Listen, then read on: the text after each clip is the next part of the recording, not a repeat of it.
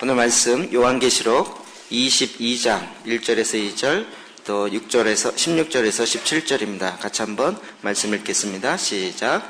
또 그가 수정 같은 맑은 생명수의 강을 내게 보이니 하나님과 및 어린 양의 보좌로부터 나와서 길 가운데로 흐르더라. 강 좌우에 생명나무가 있어 12가지 열매를 맺되 달마다 그 열매를 맺고 그 나무 잎사귀들은 만국을 치료하기 위하여 있더라.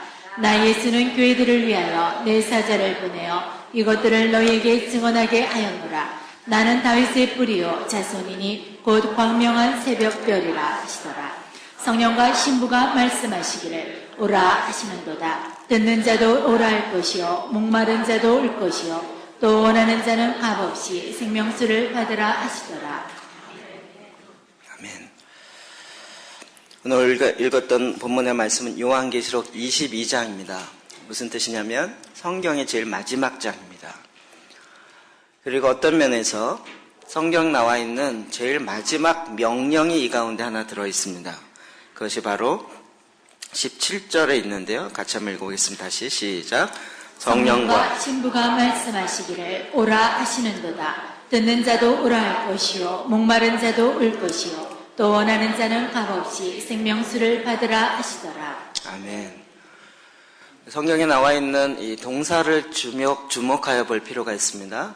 여기 보면 값없이 생수를 받으라 하시더라. 무슨 동사가 무슨 형인가요? 네, 명령형입니다. 값없이 생수를 받으라. 네, 생수를 받아도 되고 안 받아도 되고 아니라 주님이 우리에게 명령하신 거 있어요. 성경에 이런 명령이 여러 군데 있죠. 생육하고 번성하라, 땅에 충만하라, 땅을 다스려라. 명령이죠. 또 신약으로 오면 모든 민족으로 제자를 삼아 아버지와 아들과 성령 이름을 세례주고 내가 너에게 가르쳐 분부한 모든 것을 가르쳐 지키게 하라. 명령이죠. 이거는 해도 되고 안 해도 되고 하는 것이 아니라 주님이 우리에게 명령하신 것이. 이런 명령들이 성경에 여러 군데 나오는데 제일 마지막 장에 우리에게 명령했던 그 말씀은 바로 값없이 생명수를 받으라 라는 것입니다. 그럼 이 말씀은 우리가 요즘에 이제 우물 관련돼서 지금 계속 물 관련된 이야기를 하고 있기 때문에 여러분 많이 또 들었던 말씀이기도 합니다. 그러나 요한계시록에 있는 말씀은 대부분 다 구약에 있는 말씀의 인용입니다. 계시이기도 하지만 구약에도 이미 예수 그리스도의 다시 오심에 대해서 예언하고 있고 이런 것들을 더 구체적으로 표현하고 있는 것이 요한계시록인데 이 말씀은 이사야 55장 1절에 있는 말씀을 인용하면서 기록한 것입니다. 시작. 오라 너희 목마른 자들아 물러나오라. 돈 없는 자도 오라. 너희는 와서 사 먹되 돈 없이 값없이 와서 포도주와 젖을 사라. 네. 너희 목마른 자들아 물러나오라. 여기에 보면 신약 성경에는 오라 하시는도다. 성령과 신부가 말씀하기를 오라 하는도다. 이게 명령인 거죠. 그러면 생명수는 내 안에서 만들어낼 수가 없어요. 사람이 만들어낼 수 있으면 얼마나 좋겠어요.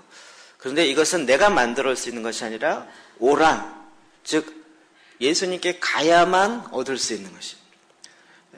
예수님께 들어가야지만 그 생수의 물을 마실 수가 있는 것이죠. 신약 성경에도 보면 오라 하시는도다. 또 듣는 자도 오라 할 것이요. 목마른 자도 올 것이요. 오라 오라 오라 계속 이야기하고 있습니다. 이 예수님께 가는 것 가장 핵심입니다. 여러분 성령과 신부가 말하기를 무슨 얘기입니까? 성령과 신부가 말하기를 성령과 신부가 이제 동일하게 한 마음이 되어서 같은 말을 한다는 이야기죠.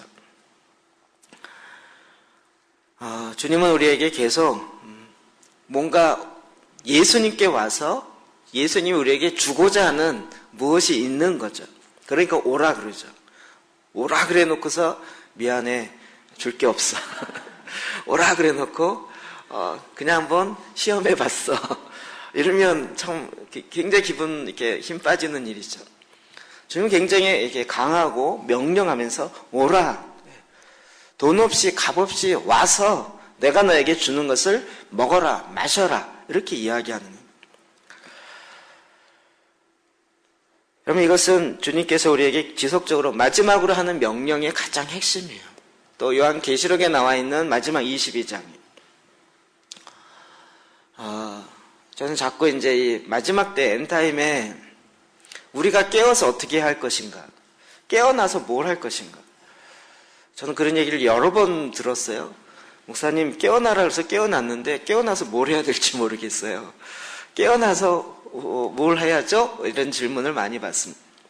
말씀에 보면 깨어나서 뭘 해야 됩니까? 예수님께 가야 됩니다.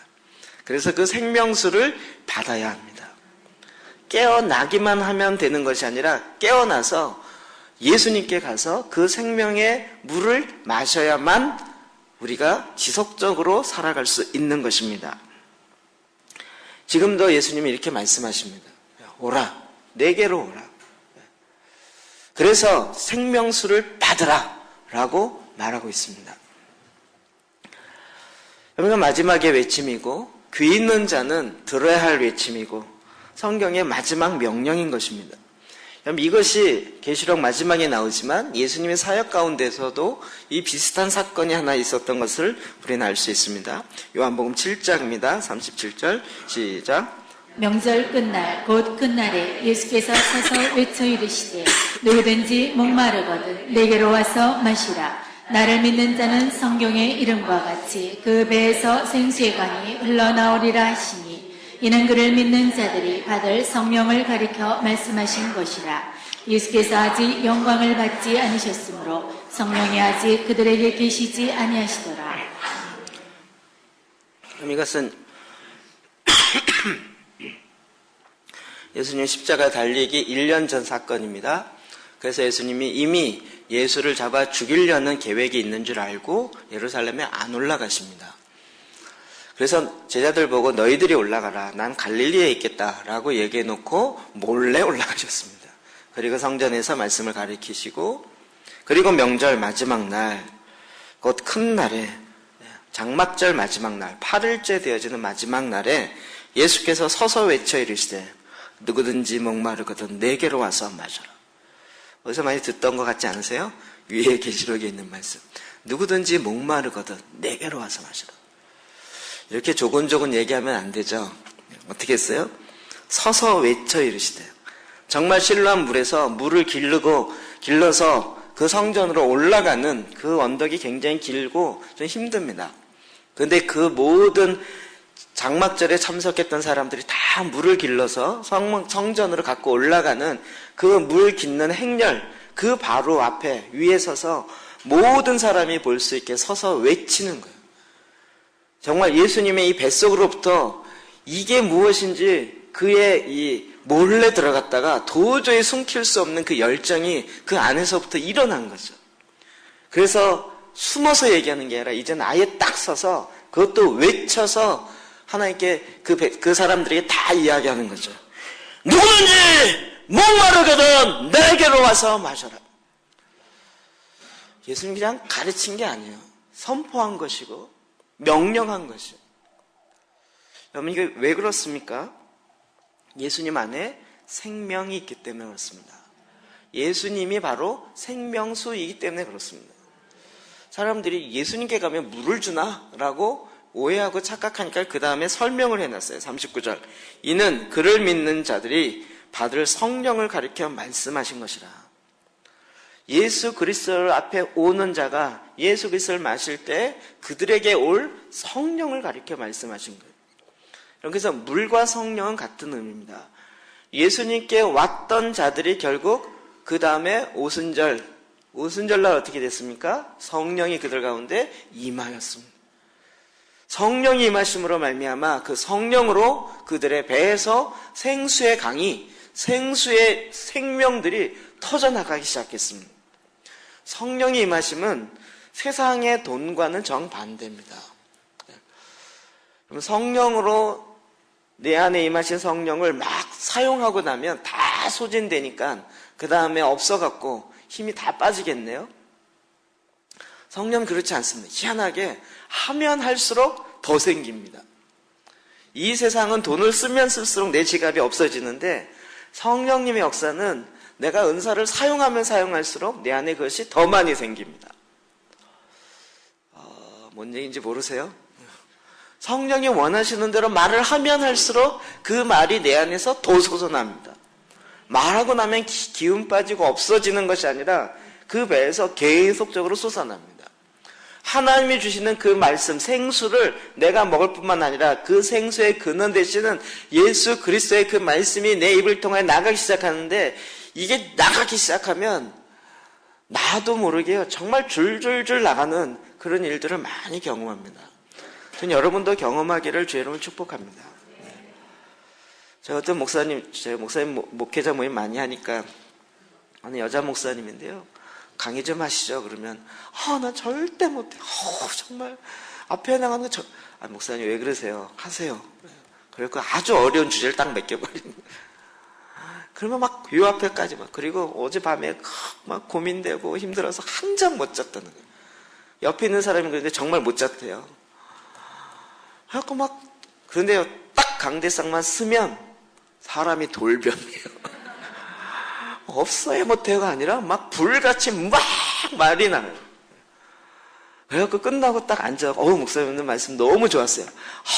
저 뭔 말했는지 기억이 안 나요. 이러는. 여러분도 그런 적 있으세요? 누군가 얘기할 때 막 예수님 같은 이야기를 했는데 난 알지도 못했던 이야기인데 막 말하다 보니까 막 별의별 게 다 목사님한테 들었던 말도 생각나고 책에 읽었던 평상시엔 생각 하나도 안 나는데 그걸 하기 시작하면 뭐가 막 쏟아나요. 그래갖고 막 듣는 사람이 감동해요. 너 그런 말을 어떻게 알고 있냐. 가만히 생각해보면 별 기억이 안 나는데 나도 모르게 쏟아나요. 이런 일들이 정말 많아요. 정말 내 안에서부터 솟아나는 생수가 있습니다. 여러분, 이 기쁨의 맛이 있습니다. 주님은 우리로 그렇게 살게 하셨습니다. 막 일해서 지쳐갖고 힘들어서 더 이상은 하지 말아야겠다 이렇게 하는 것이 아니라 정말 내 배에서부터 솟아나는 그 성령의 충만함이 다 쓰고 나면 끝나는 것이 아니라 다시 채워지고 다시 솟아나고 하는 하나님의 성령의 역사가 있다고요. 이것이 되려면 어떻게 됩니까? 예수 그리스도에게 와야 됩니다.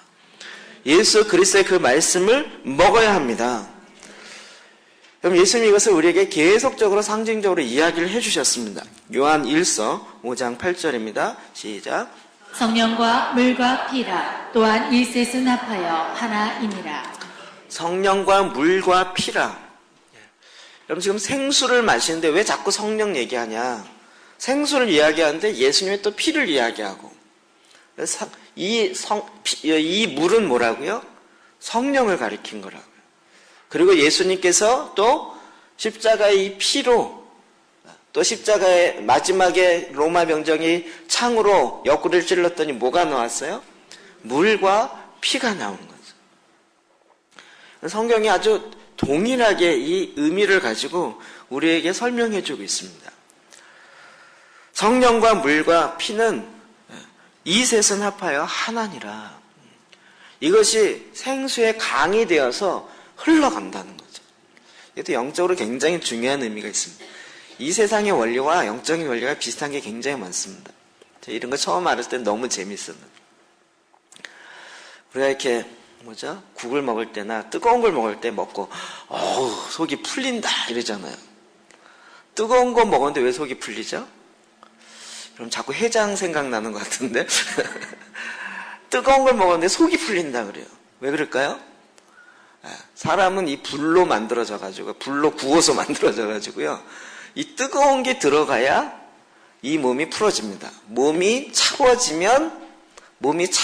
것만큼 암에 빨리 걸립니다. 요즘 의학의 이야기입니다. 몸을 1도만 높여도 건강이 굉장히 좋아진다. 우리의 몸은 그래서 그 온도를 유지할 뿐만 아니라 조금 더 높여야 되는데 불이 임하면 그 안에 것이 풀어집니다. 차가우면 굳어집니다. 이해되시죠? 고기 기름 생각해도 금방 이해되시죠? 삼겹 굽다가 식으면 하얗게 굳어지고요. 불이 붙으면 지글지글하면서 흘러가기 시작합니다.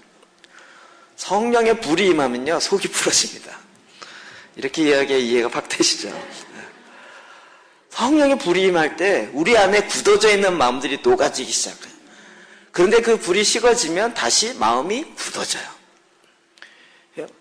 물은요, 흐르게 되어 있어요. 성령의 임하심은 내가 이만큼 성령에 충만하다, 나 이게 최고다, 이거는 빵입니다. 빵. 성령의 임하심은 흘러가게 되어 있어요. 성령이 내가 최고로, 이빠이로 최고로 많다, 이건 완전히 성령과 반대로 가는 거예요.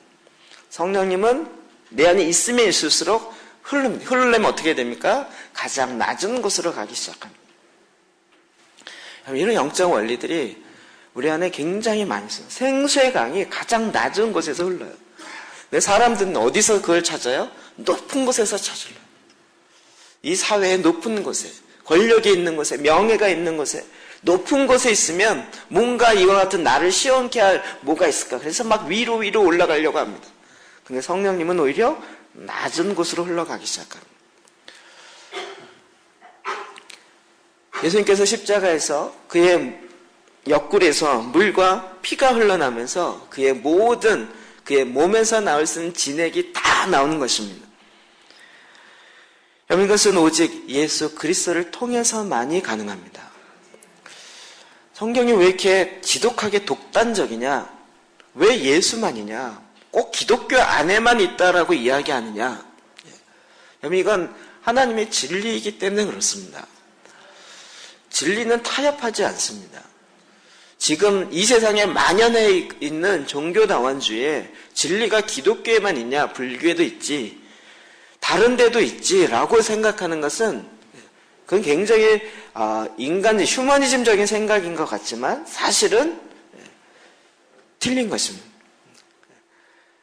우리의 존재를 하나님 그렇게 만들지 않으셨습니다. 나라는 존재가 다른 데 또 있으면 어떨까요? 다른 별에 나라는 존재가 또 하나 있어요. 그럼 여러분 어떠실 것 같아요? 이런 상상, 전에 그런 영화도 있었는데, 달을 착륙한다 그래서 달을 갔는데 지구의 반대편에 갔더니 지구랑 똑같은 지구가 또 하나 있어요. 가서 봤더니 자기랑 똑같이 있는데 왼쪽 오른쪽만 바뀌어져 있어요. 여러분, 내가 또 하나 있으면 어떨 것 같으세요? 하나님은 정말 독특하게요. 지문, 목소리, 피부색, 사람 얼굴 똑같이 맞는 게 하나도 없습니다. 다 다양하게 만들었습니다. 하나님 우리에게 정말 이 세상에 하나밖에 없는 독특한 존재로 만드셨습니다. 나를 둘 만들고 셋 만들었으면 손오공처럼 머리털 뽑아 후 했더니 10개 손오공이 되고 10개의 내가 되고 이러면 되게 좋을 것 같죠. 뭔 얘기인지 이해를 못 하시는 것 같아요. 제가 너무 어려운 얘기를 하나요? 하나님은 진리 안에서 존재적 유일한 하나의 존재를 만드십니다. 그럼 그것은 우리로 하여금 하나님의 성품을 알고자 함에 있습니다. 그럼 하나님이 두 분이면 어떻게 됩니까? 불교가 믿는 하나님과 기독교가 믿는 하나님이 각각 다르지만 같다, 이렇게 얘기하면 그건 정말 굳이 우리가 이렇게까지 할 필요가 없겠죠. 그럼 그 생각이, 이제는 이게 힌두적 생각이 들어오는데, 다원주의적 생각은요, 다신론에서 들어오는 것입니다. 신이 많다라는 생각이 있어요. 그 생각들이 많이 들어오면서 안에도 굳이 하나일 필요가 있냐? 둘이면 좋지. 둘이면 좋을까요? 하나도 힘든데 둘이면 좋을까요? 셋이면 어떠냐? 이렇게 나가기 시작하는. 그 사고의 체계가 들어오기 시작하면서 그럴 수 있다라고 이미 생각을 빼앗기는 것입니다. 성경은 정확하게 이 부분을 이렇게 이야기합니다. 생명은 예수 그리스도이십니다. 예수님이 내가 곧 길이요 진리요 생명이니 라고 말씀하셨습니다. 미안한데 부처님이 생명이다라고 얘기하지 않았습니다. 내가 생명이다라고 얘기할 수 있는 그 신이 어디 있습니까? 오직 예수님만이 내가 길이요 진리요 생명이다라고 이야기했습니다. 여러분, 이거 진리가 아니면 완전 정신병자입니다. 지난번에 기독교의 기본 진리 이야기하면서 나눴던 부분들입니다. 여러분, 우리가 이렇게 그 생명수를 먹는 자들이고 그 생수로 말미암아 살아가는 자들인데, 그래서 생수의 강이 나를 통해 흘러넘치게 하는 것이 하나님의 목적인데, 그렇게 하는 자의 존재가 어떠해야 되는지를 성경은 이야기하고 있는 것이죠. 물이 흐르려면 그 흐르는 관이 깨끗해 있어요. 어느 순간 물이 흐르지 않고 막히는 것은 뭔가 높아져 있는 언덕이 있거나 돌로 막혀 있거나 이러면 물이 흐르다가 막힙니다. 내 생수가 흘러가야 하는 내 삶에 인간의 욕심으로 딱 잡혀 있거나 그것이 하나님보다 더 높은 생각으로 딱 막혀 있으면 그 생수가 더 이상 흘러갈 수가 없다는 것입니다. 그래서 우리에게 요구되는 것은 뭐냐면 거룩함과 순결함입니다. 성결함. 이게 구약의 제사장으로 나타납니다. 출애굽기 28장 36절입니다. 시작. 너는 또 순금으로 배를 만들어 도장을 새기는 법으로 그 위에 새기되 여호와께 성결이라 하고. 제사장의 옷은 특별합니다. 그리고 그 옷을 입고 제사장이 사역을 하는데 그 옷 가운데 도장을 새기는 기법으로 그 위에 새기되 여호와께 성결이라고 옷에다 아예 딱 새기게 되어 있습니다. 이 후드 쪽에 여호와께 성결이다라고 딱 새기는. 전 가끔 그런 상상을 해봅니다. 우리 교단에 그런 게 없지만 보통 목사님들도 요즘은 이게 로만 칼라라고 이렇게 아시죠? 옛날 신부님들이 이렇게 했던 건데 요즘은 감리교에서도 하고, 그래서 이렇게 성직자 칼라, 와이셔츠가 그렇게 된 게 있어요. 넥타이 매장. 그거 입고 다니면 어딜 가도 티가 딱 나요. 나는 목사입니다, 이게요. 고색은 사관 만나니까 어느 날 보면 사관 복을 안 입고 오더라고요. 그래서 웬일이에요? 그랬더니 아니, 일하려면 조금 불편해서요. 근데 그 복장을 입고 다니면 딱 다니는 순간 어디 누군지 금방 보여요. 지난번에 아데프 박사님 모시고 그 한양대 게스트하우스에 숙소에 묵고 있었는데 딱 이렇게 모시고 들어가는데 그쪽에 제가 보기엔 이슬람 이맘에 가까웠어요. 이슬람의 목사님, 이맘. 하얀 모자에 베이지색으로 이렇게 엉덩이 밑에 발목 무릎까지 오는 긴 와이셔츠인데 거기까지 가요. 그걸 입고 싹 가는데 아데프 박사님은 검은 옷에 발목까지 오는 것을 입고 가는데 둘이 싹 쳐다보는데 이 사람이 이렇게 보면서 끝까지 뒤통수 가도록 계속 바라보는데 아데프 박사님이 전혀 신경 쓰지 않고 이렇게 가더라고요. 근데 그걸 바라보는 제 순간은 벌써 느낌이 딱 오잖아요. 우리가 옷을 다 그렇게 입어버리면 어떨까요? 예수 믿는 사람은 다 똑같은 예수 믿는 사람이랑 옷을 딱 입으면 나가는 순간 딴짓 못해요. 근데 거기다 아예 여호와께 성결이라고 딱 써. 그러면 어떨까요? 우리가 왕 같은 제사장입니다. 왕 같은 제사장들이 요구되는 것은 어디에 가나 여호와께 성결이라는 것을 나타내는 삶을 살아가는 존재라는 거죠. 구약의 제사장 되기 힘들겠다. 이게 구약이 끝납니까? 우리가 다 왕 같은 제사장. 제사장의 특징은 제사를 드리는 것도 있지만 그의 삶에 하나님이 원하셨던 거룩함, 성결함, 깨끗함. 왜 깨끗함이 요구되나요? 그 깨끗함과 관련돼서 제사장이 해야 될 성막 안에 일이 있습니다. 출애굽기 30장 17절 시작. 여호와께서 모세에게 말씀하여 이르시되 너는 물두멍을 노스로 만들고 그 받침도 노스로 만들어 씻게 하되 그것을 회막과 제단 사이에 두고 그 속에 물을 담으라.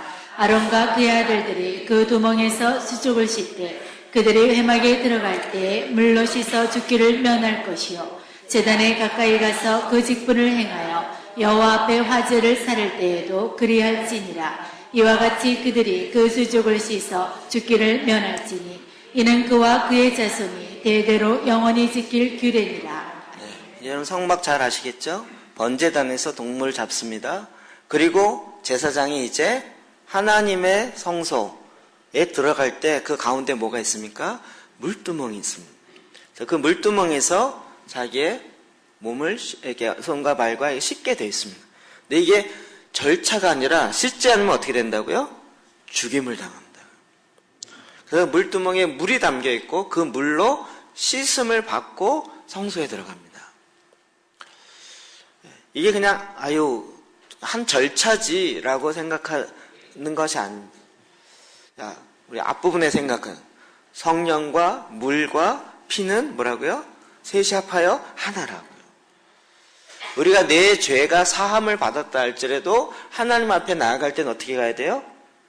성결함, 씻음을 받고 나가야 돼요. 깨끗함으로, 이 물로 씻음을 받았다는 것이 무엇일까요?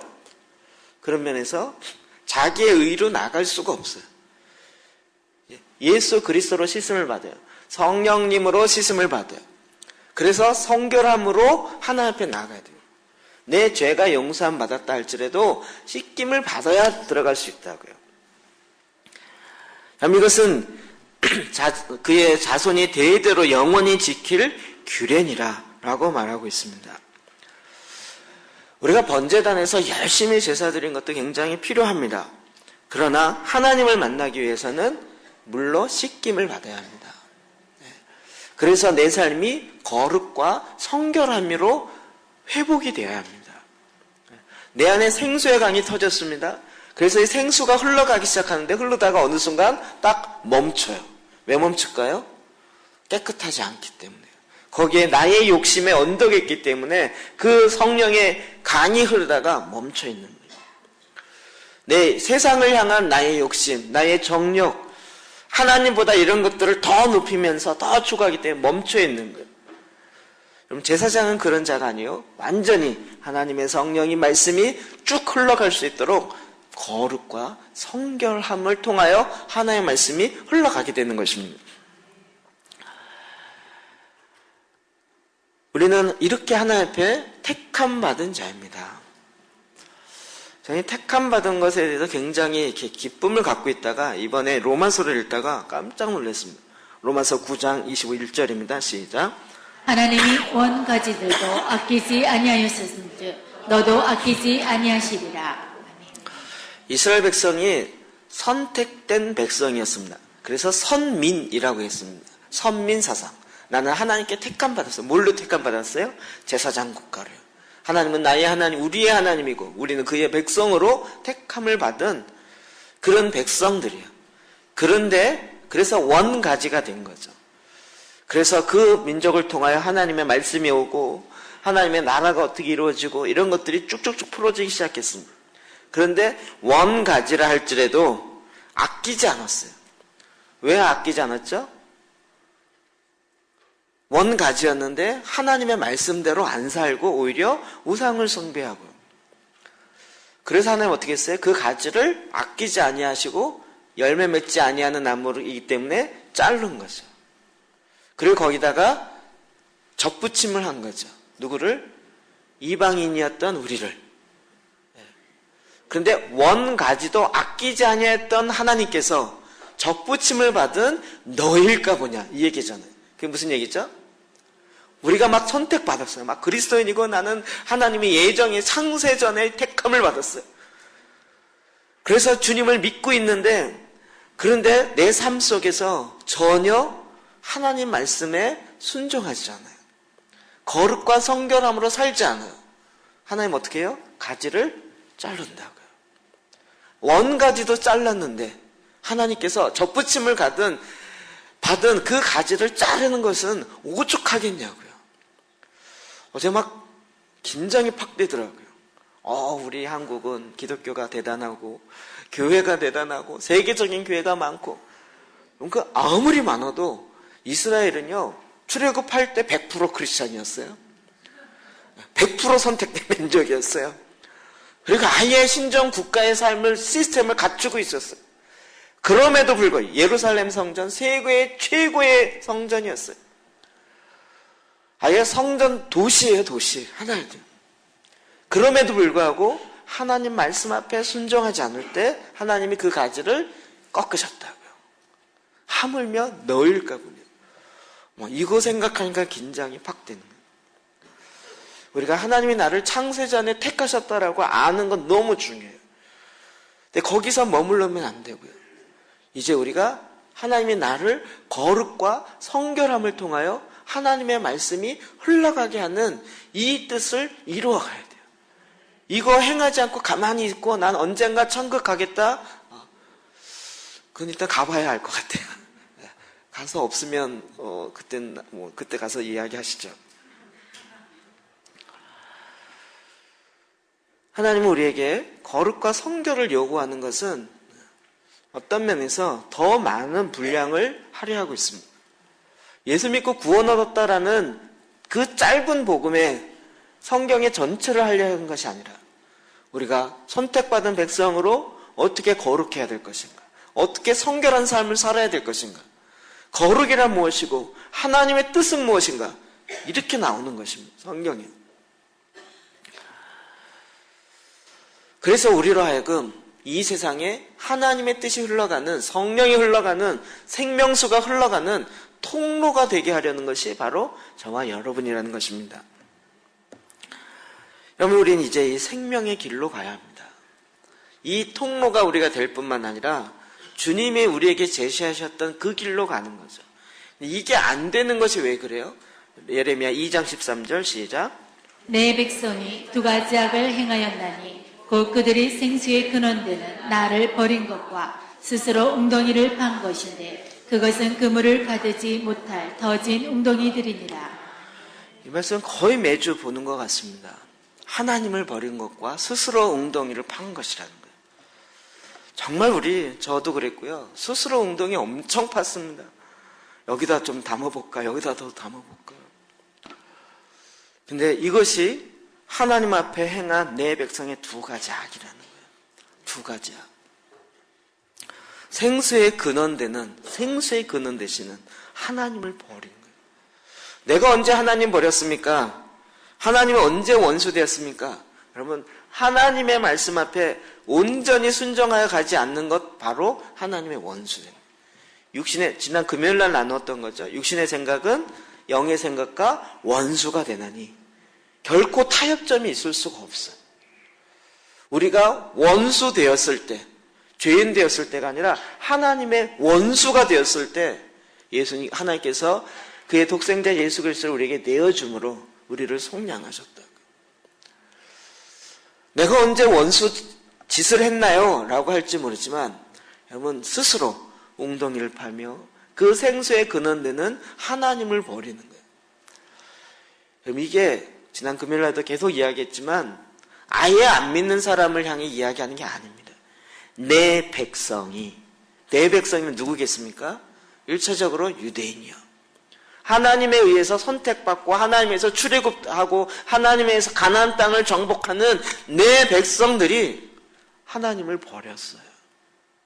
하물며 우리겠냐고요. 너무 요즘 모적품이 많아요.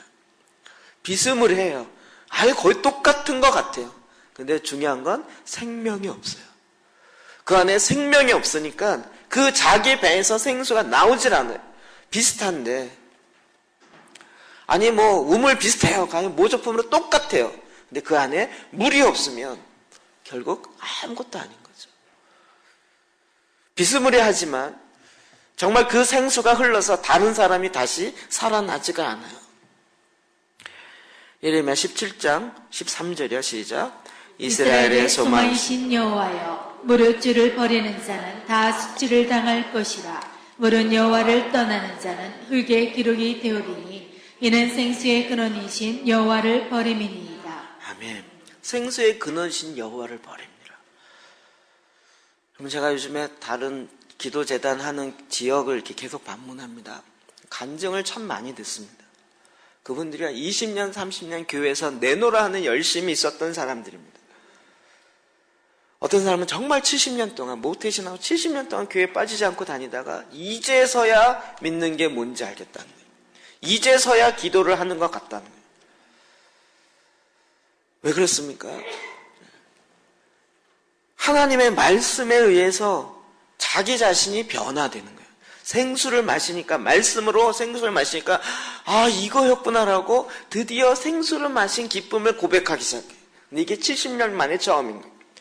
열심히 교회 봉사 많이 했었어요.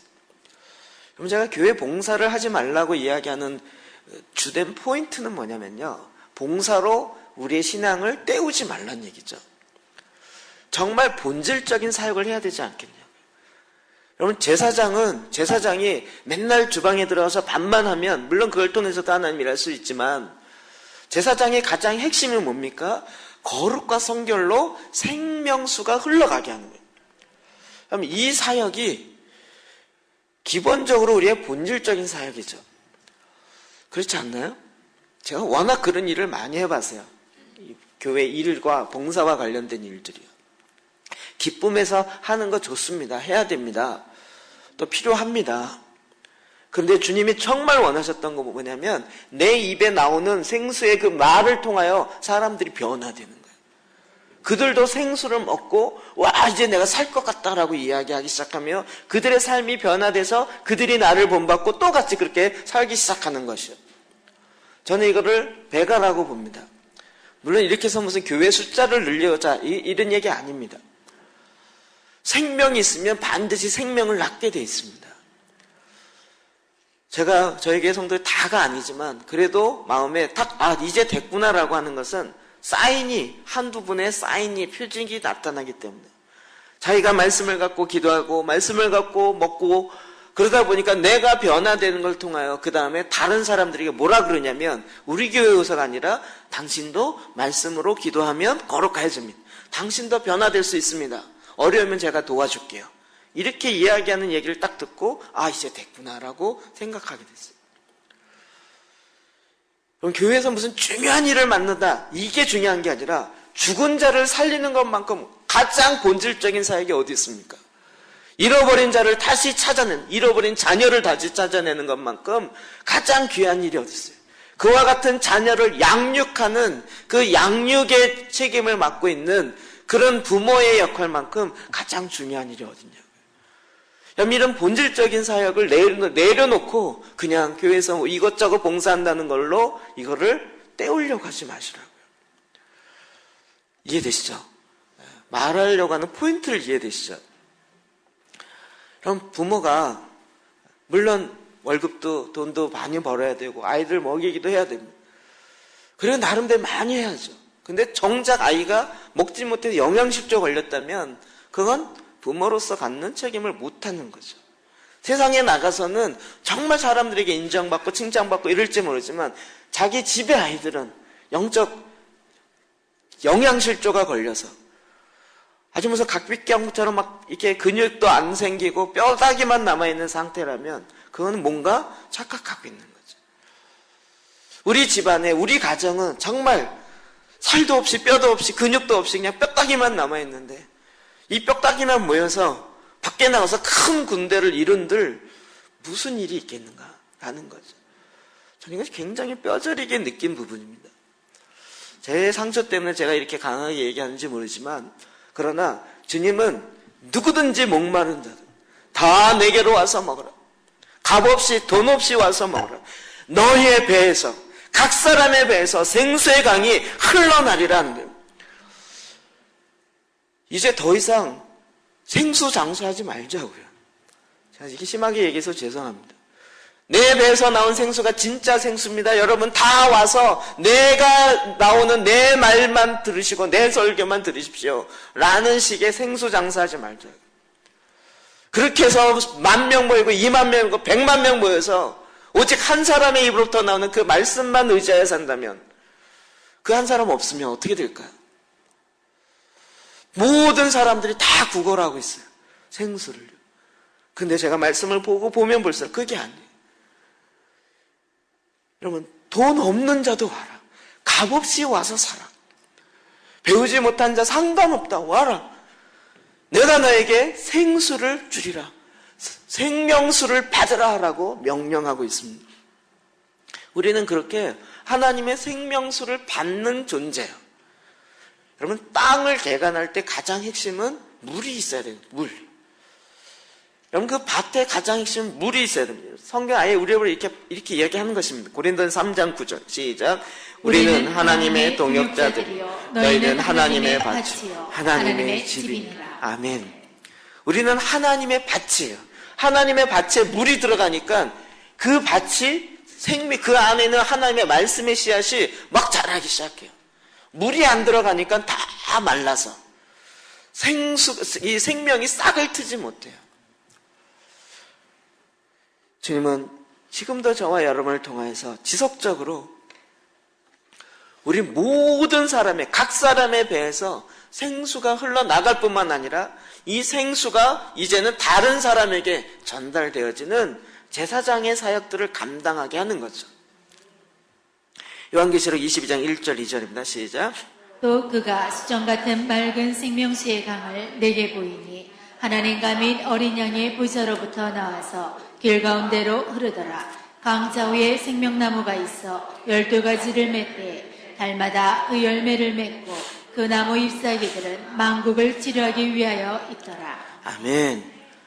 그가 수정같이 맑은 생수의 강을 내게 보이니, 여러분 이게 어디서부터 나와요? 하나님과 어린 양의 보좌로부터 나와요. 다음 주에 더 설명드리겠습니다. 하나님과 보좌로부터 앉은 어린 양의 그 앉은 의자, 그 보좌로부터 강이 근원지가 돼서 흐르기 시작해요. 그래서 그것이 큰 강을 이루어요. 근데 그 강이 흐르는 곳마다 어떻게 됩니까? 좌우에 생명나무가 있어서 열매를 맺습니다. 그리고 나무의 잎사귀는 만국을 치료하기 위해 있습니다. 이와 같은 역사의 실제가 이제 마지막 완성으로 되어지는 것입니다. 그럼 이 일에 저와 여러분이 같이 동참하고 있는 것이에요. 나도 치유받았네 라고 하고 그거 기뻐하면서 20년, 30년 동안 계속 그 치유받은 기념행사만 하는 것이 아니라 이제는 거꾸로 우리가 치료하는 자요, 생수를 흘려보내는 자요, 주님이 원하셨던 것처럼 내 배에서 생수의 강이 흘러가서 이제 다른 지역과 영역과 사람들까지도 변화되어지는 그 가운데 생수가 흘러가게 하는 그런 존재로 저와 여러분을 만든 것입니다. 그래서 이건 주님의 방법이었고 주님의 전략이었어요. 저는 막 이 전략 그러면 귀가 솔깃한 사람입니다. 굉장히 전략적이라. 예수님은 베드로에게 목회 훈련을 한 것이 아니었습니다. 그가 3년 동안 제자 훈련하면서 1단계, 2단계, 3단계, 7단계 이렇게 나가는 식의 훈련이 아니라 그의 배에서 생수의 강이 흘러서 그의 입술을 통하여 또다시 하나님의 말씀이 나가 다른 사람들도 또다시 그와 같은 영적 아이가 영적 청년으로 아비로 성장되어지는 그 일을 감당하는 그런 베드로로 예수님이 만드신 것입니다. 예수님의 제자들을요. 저와 여러분이 지금도 마찬가지입니다. 저는 정말 교회가 없어도 교회가 존재할 수 있는 교회가 있길 원합니다. 어렵죠? 주일날 이런 예배가 없어도 우리 모두가 다 생수가 흘러가서 우리 모두가 다 교회 그 자체가 되어서 가는 곳마다 생수의 강이 흘러가는, 그래서 내가 가는 곳이 아예 교회로 바뀌어지는 그런 역사가 있기를 하나님 원하신 거예요. 그거 가면 안 됩니다. 끌어잡고 우리끼리 뭅시다. 이게 바벨탑 쌓는 거라고요. 여러분 교회가 바벨탑 쌓을 수 있다는 거 아십니까? 우리가 주님의 일을 한다 그러면서 내 탑을 쌓으면서 나를 기념하고 사역을 기념하고 성공을 기념하다가 결국은 생수가 말라버려요. 그 밭에서 열매가 맺혀지질 않아요. 열매는 어떻게 맺습니까? 가지가 줄기에 붙어 있으면 절로 맺습니다. 예수 그리스도 안에 들어갈 때, 그의 말씀 안에 들어갈 때 그 말씀은 내 안에서 절로 열매를 맺히게 되어 있습니다. 그래서 내 삶에 이런 열매가 저절로 맺혔어. 이게 간증이에요.